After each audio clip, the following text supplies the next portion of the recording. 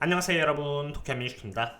어제 S&P 500은 2.12% 하락하였고요. 나스닥 100은 무려 3.16%나 하락하는 모습을 보여주었는데요. 며칠 전에 이렇게 하락 시그널이 나왔다라고 미리 선행 분석드렸듯이 결국 bearish engulfing 패턴이 그대로 발현이 되면서 주가는 크게 하락을 하였습니다. 물론 차트만을 이유로 주가가 하락한 것은 아닙니다. 차트는 여러가지 근거 중 하나일 뿐이고요. 이렇게 최근 제가 엔비디아 실적 선행 분석을 한 대로 엔비디아의 가이던스가 이미 선 반영된 여기 다음 분기의 가이던스 대비해서 큰 서프라이즈를 보여주지 못하면서 주가는 하락하였고요. 추가로 어제 오에다 총재가 금리를 높일 수 있다는 발언과 함께 엔케이츠에 대해 회수 현상이 이어짐에 따라서 주가 하락의 결과로 발현된 것입니다.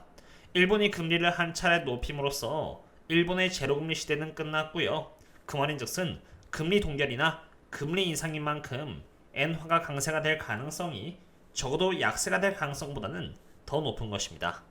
차근차근 보기 전에 우선 차트부터 보도록 하겠습니다.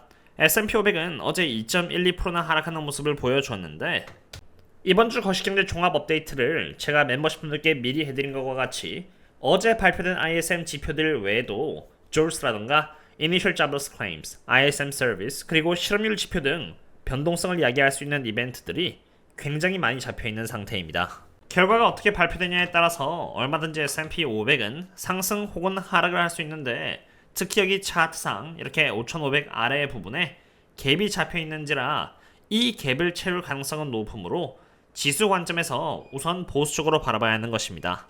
참고로 어제 발표된 ISM 결과에 대해서 간단하게 말씀을 드리자면은 그 결과는 경제가 너무 나쁜 것도 좋은 것도 아닌 그냥 믹스의 결과치였습니다.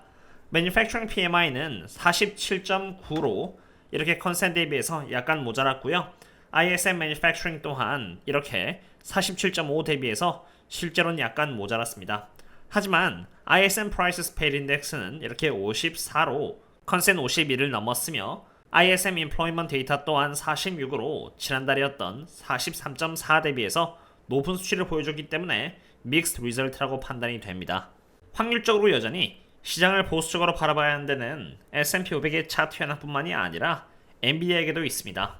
엔비디아 또한 다이먼드 리버설 패턴과 bearish engulfing 패턴에 따라서 지금 가파르게 하락하는 모습을 보이고 있는 상태인데요.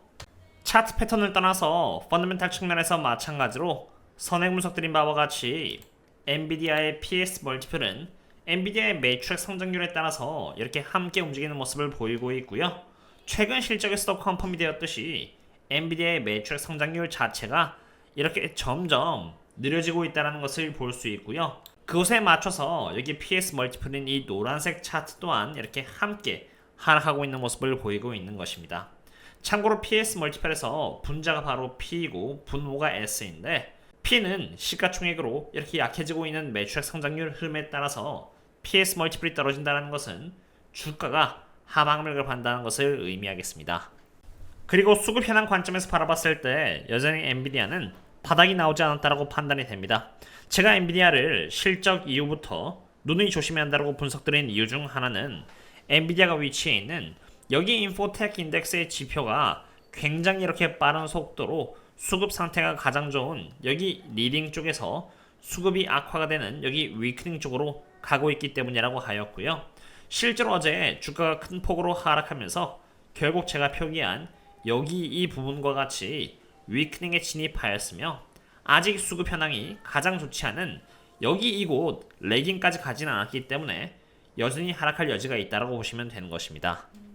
게다가 추가로 엔비디아를 상으로 숏에 잡힌 비중은 줄어들 생각이 없습니다. 계속 이렇게 높은 수치를 보여주고 있는 상태인데요. 제가 이 부분에 대해서 우려를 하는 이유 중 하나는 지금까지 엔비디아가 빅테크이고 성장률도 너무나 좋았고 현금도 많은 기업인지라 숏이 이렇게 2019년 이후부터는 특별히 없었는데 2024년 2분기를 시작으로 실적이 나오기 이전 여기 6월달부터 갑자기 이렇게 숏이 잡히기 시작했고요. 그 비중이 꾸준히 이렇게 늘어나기 시작했다는 것입니다. 이번 주 금요일까지 많은 거시경제 지표가 있고요. 많은 변동성이 예고되는 만큼 여전히 방심할 수 없는 가운데 브로드컴의 실적 또한 눈앞에 두고 있으며 브로드컴의 실적 여부에 따라서 반도체 섹터의 흐름이 또 영향을 받을 수가 있는데요. 우선 브로드컴은 우리나라 시간으로 금요일 아침에 실적 발표가 예상되어 있는 상태로 오늘 제가 이미 저희 멤버십분들 상으로 선행 분석을 미리 해드린 상태입니다. 브로드컴 또한 엔비디아의 실적 선행 분석한 것처럼 맞출지는 저도 모르지만 엔비디아와 동일한 방법으로 이렇게 선행 분석을 이러한 관점에서 제가 하였고요. 어디까지나 확률적으로 제가 분석을 했기 때문에 그냥 참고하시면 좋을 것 같습니다. 제가 모든 분석에 대해서 공유를 드릴 수는 없지만 제가 보여드릴 수 있는 부분은 우선 브로드컴은 보시다시피 무려 32.50배의 PE 멀티플을 이렇게 받고 있다는 것입니다. 32.50배의 PE 멀티플이 굉장히 비싸다라고 판단되는 이유는 브로드컴의 순이익 성장률은 그냥 오늘날까지가 아니라 심지어 이렇게 2025년과 2026년에 예측되고 있는 26% 그리고 16%의 성장률까지 감안했을 때 브로드컴이 받아야 하는 적정 멀티플은 이렇게 19.84배라는 것입니다. 지금 브로드컴은 32배를 받고 있기 때문에 적정 멀티플 대비해서 굉장히 고평가를 받고 있으며 이것은 이미 미래 성장률을 다 선반영한 상태라는 것으로 엔비디아와 마찬가지로 브로드컴은 이번 실적에서 반드시 좋은 실적 서프라이즈를 보여줘야만 합니다.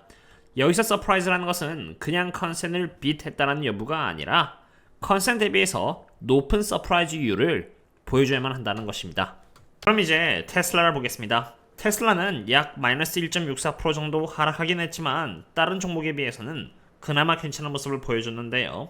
이번 주 금요일 옵션 만기를 기준으로 봤을 때 테슬라에 잡힌 콜옵션을 보시면은 여기 이렇게 215달러에 굉장히 많은 포지션이 잡힌 상태로 저항선 역할을 해줄 가능성이 높은 상태입니다. 우선 210달러에 잡혀있는 풋옵션이 지선 역할을 해줄 것으로 보이지만 풋옵션의 양이 그렇게 많지가 않기 때문에 하방이 좀 더 열려있다고 보시면 되는 것이고요. 주가가 상승을 한다고 해도 여기 215달러에 콜옵션의 저항선이 잡혀있기 때문에 콜옵션 측에서 허락을 해주지 않는 이상은 상승하기가 힘든 상태입니다. 그리고 아직 수급하는 관점에서도 테슬라는 추매하기에는 아직 이른 상태라고 판단이 됩니다. 테슬라가 위치해 있는 여기 컨슈머 디스크레션은 임프루빙에 위치해 있는 상태로 리딩으로 갈지 아니면 다시 내려와서 레깅 쪽으로 갈지 애매한 상태입니다. 우선 테슬라의 주가가 수급 현황이 가장 좋은 여기 리딩으로 가려면은 주가가 215달러를 넘어줘야만 하는데 콜옵션이라는 벽이 있고요. 매크로 지표가 잘 나와야 한다는 조건이 있는 상태입니다. 하지만 반대로 그 조건은 성립하지 못한다면은 주가는 다시 여기 레깅 쪽으로 내려갈 수 있기 때문에 만약 장기 투자를 하는 입장에서 언제 매집을 할까 말까 생각을 한다면은 저라면 그냥 가만히 지켜보는 쪽을 선택할 듯 합니다. 오늘은 이렇게 어떠한 이유에서 주가가 큰 폭으로 하락을 했으며 이러한 환경 속에서 엔비디아와 테슬라에 대해서 추가로 알아봤는데요. 주가가 어떤 움직임을 보일지는 모르겠지만 적어도 이번 주 금요일 매크로 지표가 다 발표가 될 때까지는 보수적으로 시장을 바라볼 것 같습니다. 그것 외로 제가 개인적으로 계속 투자를 이어나가고 있는 기업은 이미 나올 수 있는 모든 악재가 선반영된 나머지 3년에 걸쳐서 80% 하락한 기업으로 악재가 전부 다 반영돼서 이제 남은 것은 호재만 남아있는 기업을 이상으로 제가 좋게 바라보고 있는 만큼 저는 이러한 기업들을 위주로 투자를 하고자 합니다. 오늘의 분석은 여기까지가 되겠고요. 꾸준히 거시경제와 테슬라, 엔비디아, 원유 섹터 그리고 제가 개인적으로 투자하는 저평가 기업을 이상으로 업데이트를 받고 싶으시다면 텔레그램이나 여기 네이버 프리미엄 컨텐츠를 참고해 주시면 좋을 것 같고요. 해외에 있어서 사용하기에 어려움을 겪고 있다면 여기 페이트리온에도 제가 네이버와 동일한 분석을 제공드리고 있으니 참고하시면 좋을 것 같습니다. 그럼 다음에 또 만나요. See you later.